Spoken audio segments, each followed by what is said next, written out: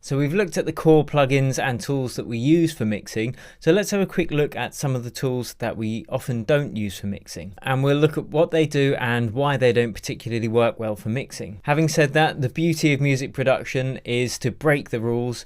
So whilst these are rules that I generally abide by, once you understand what these tools do, feel free to throw everything I've said out the window and just experiment and have fun. So without further ado, let's see what they are. Okay, I have just soloed the vocals of our loop. To be free, got to be free, got to come together. And the first of the plugins that we don't usually use is a chorus plugin. Now these basically duplicate the signal several times and play them in unison with some slight differences in timing and sometimes even pitch. And it can be a very cool effect, but it's something we'd usually use in the music production stage rather than the mixing stage. To be free, got to be free, got to come together as one family. And it can create some quite strange modulations which can drastically change the sound of your song, which is why it's something I would say would usually be used in the music production stage rather than the mixing stage. Similarly for the phaser plugin, again it causes modulation of the signal. To be free, got to be free, got to come together as one family. Which again is quite cool, but you can hear how that might not be so useful when we're creating a mix. The third is a flanger, which is another modulation plugin like the chorus and the phaser. And this plays slightly with timing, so it's repeating the signal slightly out of sync, and it gives this swooping kind of jet effect.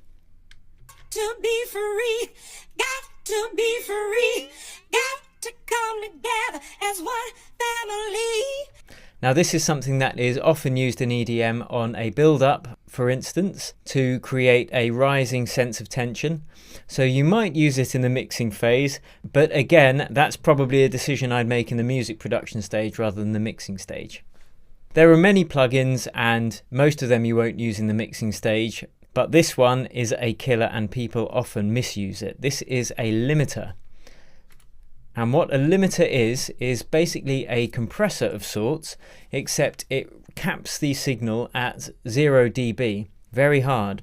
So whilst the compressor reduces a signal above a particular threshold by a certain ratio, when that signal hits the 0 decibel level on a limiter, the limiter will completely cap that at 0 dB. Now, maximizers and brick wall limiters all, in my opinion, do much of the same thing as a limiter, so don't worry too much about the definitions. All you need to know is that these babies reduce the dynamics of whatever signal is going through them significantly. So let's have a quick look at that with our vocals. To be free, got to be free, got to come together. So now we're going to push the signal up, and it's going to be capped at 0 dB. To be free, got to come together as one family. So we can hear when we've really pushed it that it starts distorting in a way that we wouldn't want. But more important than that, we don't need to worry about getting things sounding really loud at this stage if it's at the cost of dynamics, which is why a limiter is generally something that is used in the mastering stage.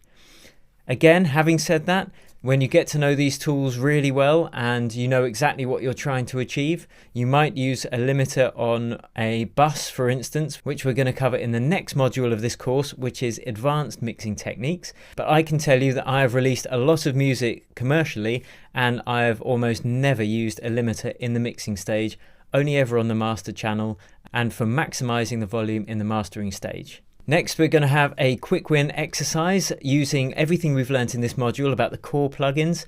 So I will see you there.